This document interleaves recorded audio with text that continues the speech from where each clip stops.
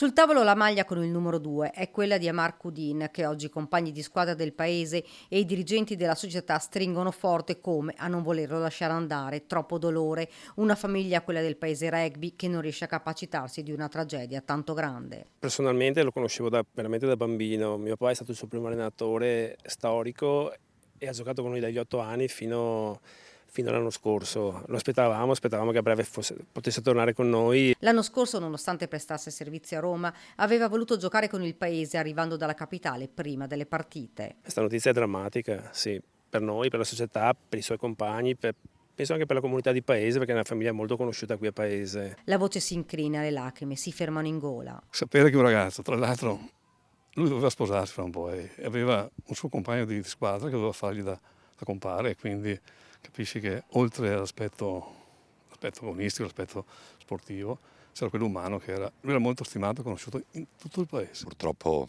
la telefonata di questa mattina è stata terribile e non si hanno tante parole. Ricordo Amar come un ragazzo splendido. Aveva giocato anche con la maglia della nazionale, con le Fiamme Oro e poi con il paese, il Mogliano, il Sandona di Piave e il Benetton Rugby. Un ragazzo molto disponibile, tranquillo, aveva il senso del dovere, un ragazzo che alla fine era ben voluto da tutti proprio per il suo carattere e la sua disponibilità.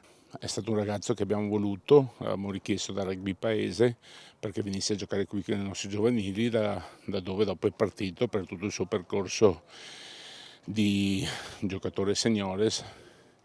E che dire, è stata una notizia tragica veramente. Uno di quei ragazzi che vorresti avere sempre in squadra, disponibile, educato, rispettoso delle regole. Si stava creando un futuro, oltre allo sport. Fra 15 giorni il paese scenderà in campo con il lutto al braccio, ma la Federazione Italiana Rugby sta già pensando ad iniziative per ricordare Amar. E sui social, da parte delle squadre, dei compagni, tanti messaggi di affetto e vicinanza alla famiglia.